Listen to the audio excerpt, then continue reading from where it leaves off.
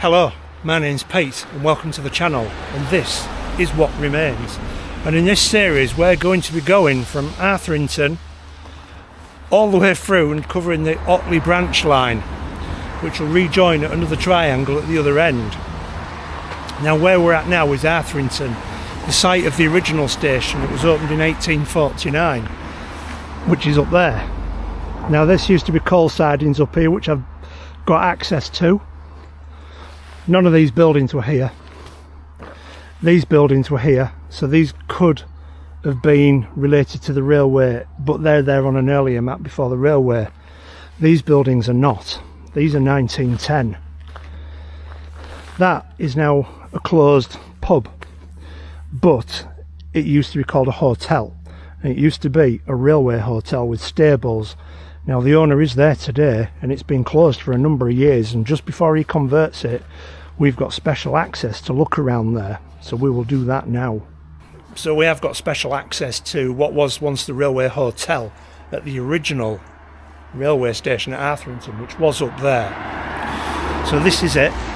I will put some photographs up as well. We've got the outside facade. You can see this would have all been brick, possibly stone, but we've got the cornices there. Absolutely beautiful stained glass in place. This would have been there from the railway.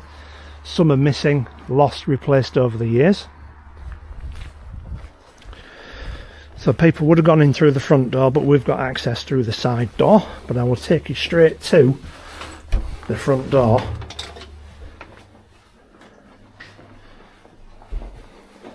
So we can imagine what it was once like for these people coming in, which is here. We've got the stained glass there. Through there is the cellar. Up there we've got the upstairs, the rooms, and this is the front door, which would have greeted us. It's not an original door, but I did want to show you the original stained glass. Sadly, there is nothing in here to commemorate the railways. We've got the bar. I suppose the bar would have been here at one point originally, and through the back is the kitchen, which is completely empty. This pub has been shut for about 6 years. The owner is here now. He's been kind enough to let me have a quick look around before it's changed forever. This looks like it would have been an addition. This is a restaurant area.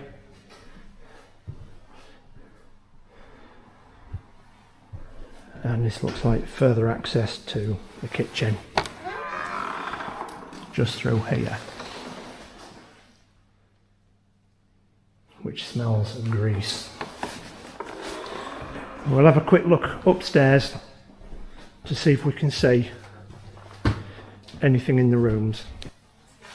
So we'll just have a quick look upstairs in one or two of the rooms. And you can see these stairs are an original staircase. It's nice to see those kind of features. The businessmen that would have worked at the railways would have stopped there. And we can see across there, up where them trees are, is where the railway station was. So I've come into one of the rooms, and we can see on the floor there is the hearth there, but the fireplace is gone, and we can see where the skirting board doesn't match. Now there is a floor further up, which we will try and see as we come into another one of the rooms, which is thoroughly modernised. No fireplace. It's covered up if there was with underlay. And there's a modern bathroom there. Lots of rooms off the corridors. We'll go up this final flight of stairs, again, original staircase. We can see the spindles there, and these ones are just square. So we'll have a quick look. Quite a low ceiling here.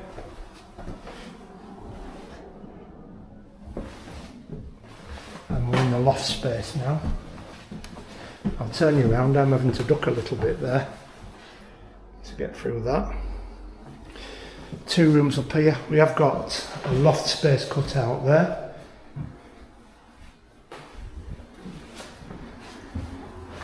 And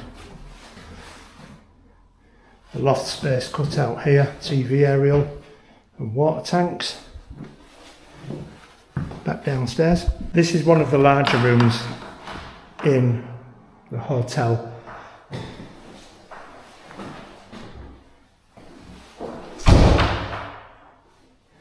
And this looks like the chimney breast, and in today's day and age we have a bathroom on the side there. So that's inside what was once a railway hotel. No longer, sadly, but I'm certain many people spent a night here looking for business the next day.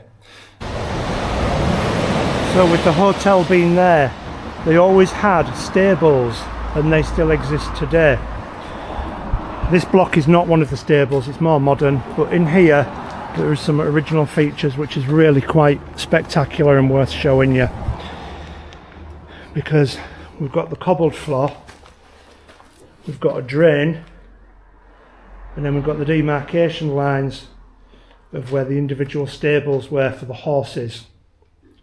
And you can see the runoff lines as well for the urine down into this drain, which have gone through there. And up top, no doubt these are the original floors for the hayloft. Now, we can see fixings on the wall there, but I think they have all been lost at the back. Now, there's something there. But this is where the hay racks would have been. Possibly blocks of wood in these slots and the ironwork nailed to those. Or there were wooden ones, I can see it now. So you've got your top rail here, your bottom rail there, coming across. And then in here, your support rails that come out.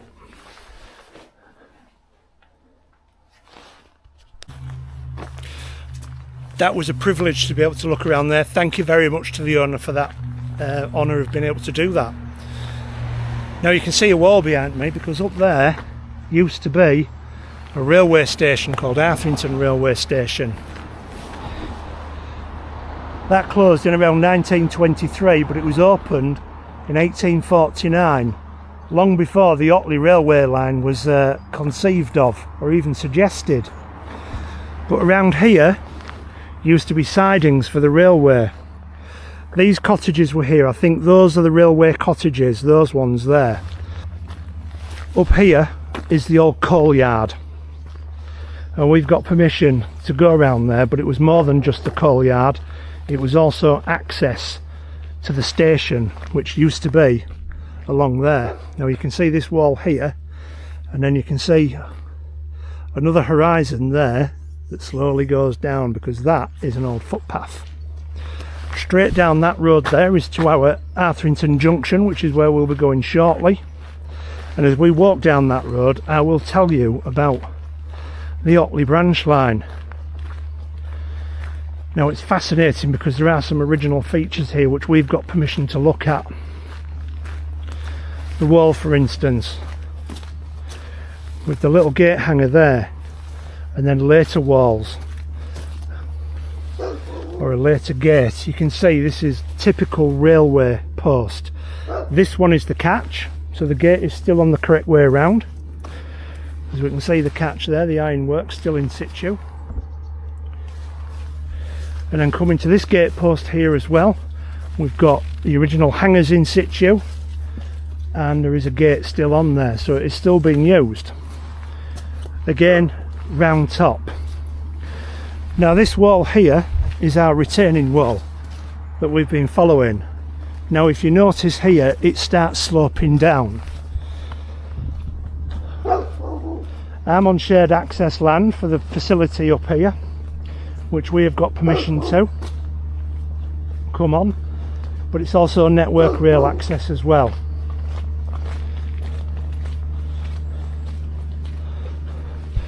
And you can see going up there, this wall here is where it will have come round and people will have gone up here, and you can see the road still continues on, and that is your access to the original station. There are no photographs of any of this, and I think I'm probably the first one to capture it on film. Now if we look back down, there's the end of our road. Our railway cottages are behind those houses, and then this road here over that wall there is where we're going to access Arthington Junction, heading towards Otley or Poole in Wharfedale, which will be our second station.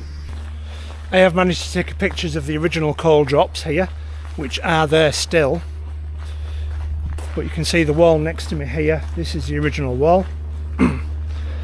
There is a building on the end here. It looks slightly different stone, but the chap who's working in there has been around here for 30 and 40 years. Railway sleeper, fairly modern. But he tells me this used to be a two-storey building and was here when this railway was in operation.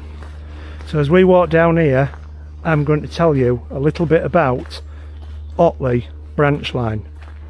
The Otley branch line was first proposed by the Lancashire and Yorkshire North Eastern Railway in 1846 to build a line from Skipton through Ilkley and Otley to Arthington, but the scheme failed as the company could not raise the necessary capital and was wound up in 1852. A second proposal was made in 1856 for a company called the Wharfedale Railway to construct a line that was authorised in 1846, but the promoters of this scheme could not get support from the major companies, the Midland Railway and North Eastern Railway, who operated the lines which the Wharfedale Railway would connect. Finally, in 1860, following approaches from local representatives, the North Eastern Railway and Midland Railway met and agreed to build a joint railway line between Otley and Ilkley. The Midland Railway would make a connection with the new line by building a branch from the Leeds-Bradford line at Applebury Bridge to a junction at Burley and Wharfedale, and the North Eastern Railway would build a branch from its Leeds to Harrogate line at Arthington to make an end-on connection with the new line at Otley.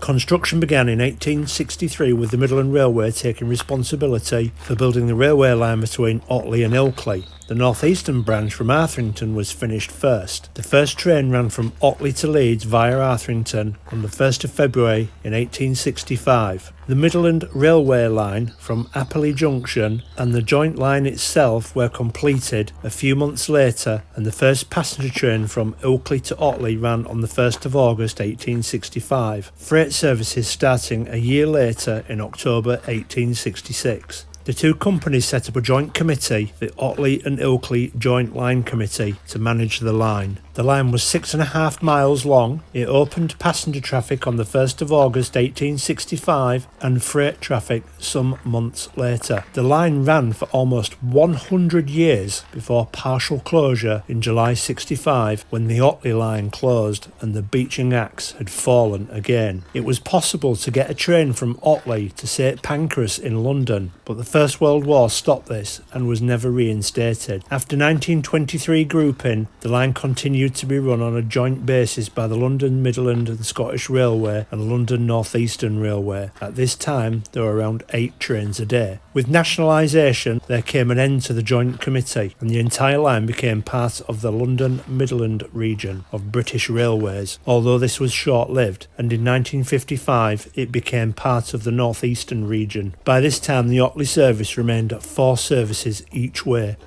none of which were a direct link to Leeds, and only 2 remained a direct link to Bradford. In contrast, the lines that the Otley branch connected to were running 72 trains a day. The axe finally fell and Britain lost another line. While this may have deserved to have closed at the time, in typical fashion, no preservation for the railway land was put in place. Now built on in places, as we shall see as we continue on this journey, there is no hope that this line will ever be reopened. There has been proposals to open a station at Arthington, but studies showed there would not be enough parking at the station site. Inside the triangle there used to be a gas works. This supplied gas to the Arthington station and the Poole in Wharfedale station. As I've been walking down Station Road, I've come across the first bridge. This is a live line over here. That way goes to Bramhope and Leeds, this way goes to Wheaton. But I can already see something on the corner here. This is going to be the start of Arthington Junction. And we've come across a substantial bridge. Absolutely massive. Now before the railway there was nothing here, it was just farmland. And same goes for back up there where we started. We can see this is a huge substantial bridge with Arthington Junction opening in 1865. There's a way through there, but it's a marked private property and it looks like there's buildings and things up there, so we can't go up through that gate to get on top of here, unfortunately. Huge stone. Got a reinforcing brace there. It looks a bit overgrown, but look at what we've got here, look. Carved in the stone, Arthington Junction. Now the second railway station should be up there, that was built here. Possibly along with what was the gas works. But I don't know if we're going to be able to access that. But absolutely brilliant, look at this. Huge stone bridge. We've got a gateway here. And we've got another stone there. Looks like nothing's carved on that one.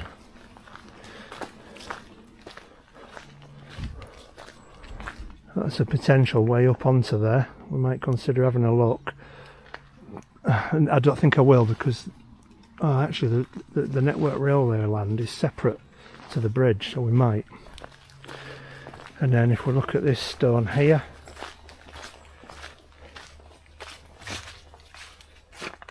nothing on that one. Now this is Station Road, so we're going to continue up and see if we can find the old station and the other end of the junction, which should be ahead. And then to the right at the top it should be towards Otley. But there is a little road here, so we'll go down there. So I'm trying to get up the side onto that railway bridge, that first one, and this is the embankment. Look, clinker absolutely everywhere from the steam trains. Some ballast there, a big piece here.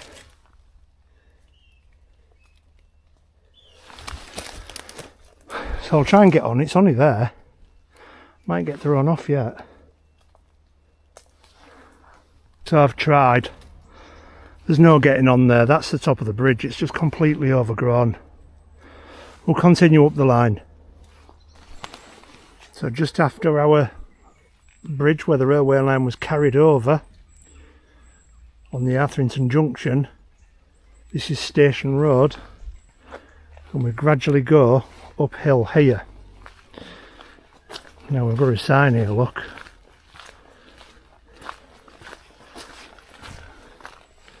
Something that remains, possibly a name board of telling us which station we're at, or station this way perhaps. We'll walk up that road, we'll see what else is up there. So we've just come up that road and we've come to another bridge.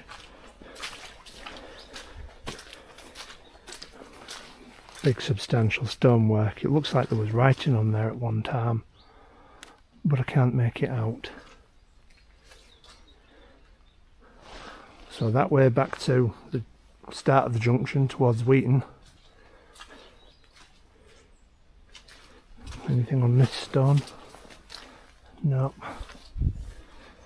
So this would have been wide enough, 2 tracks. I've got the plinth up there, the great big tree growing out of it. And then just like the other bridge, stone plinth, stone at the bottom half, brick at the top half. You can still see the soot on it, look. Soot from the trains. And then we'll be back out into open farmland and it looks like there's nothing carved out on those. It looks like there's nothing carved out on those. I don't want to be accessing these bridges because they are on private land. There's a lot of houses around here. I'm going to do some door knocking to see if I can get up. Now in here there was a gas works that provided gas for this station and the next station along the line at Poole. There's a building that still exists. I don't know if we're going to be able to access it because it looks like a house now. It looks like a private residence.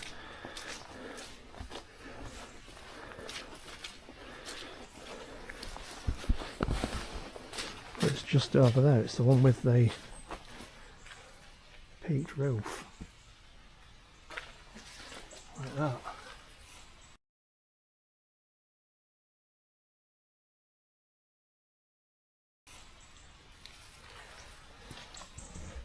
So I'll give them a knock and I'll see if we can get some access. Well, when I said give them a knock, there actually is only this gate here. There's no doorbell on it or anything. And it's padlocked, so I'm guessing they're out.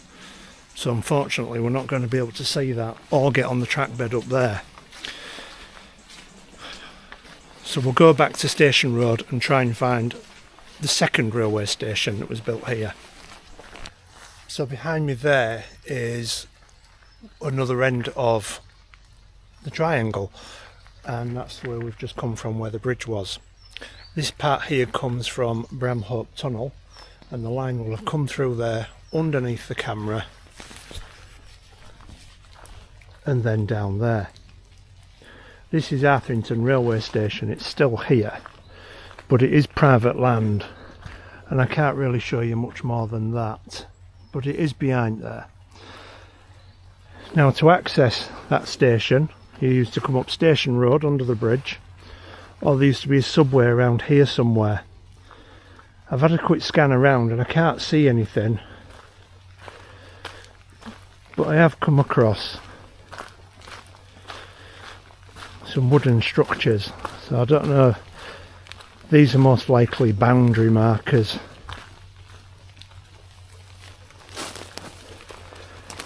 We've got a concrete post down here. This could have been a signpost maybe. But we've got these steps down, we've got the wood down there, and we've got a wood triangle in place there, and one in place here.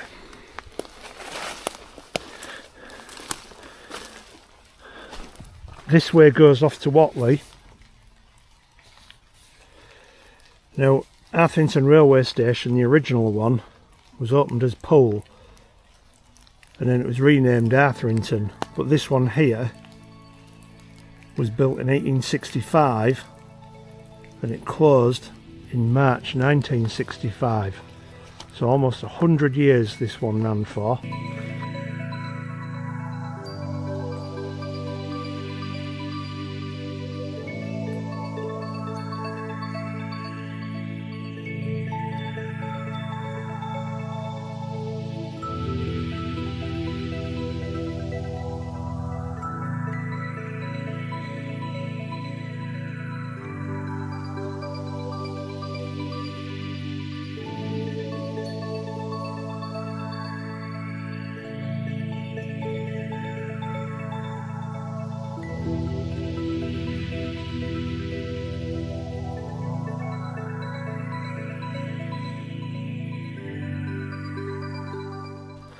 And we're going to continue down here as far as I can go. I might get kicked off, it's private land and I can hear some machinery down there, but hopefully if I explain what we're doing,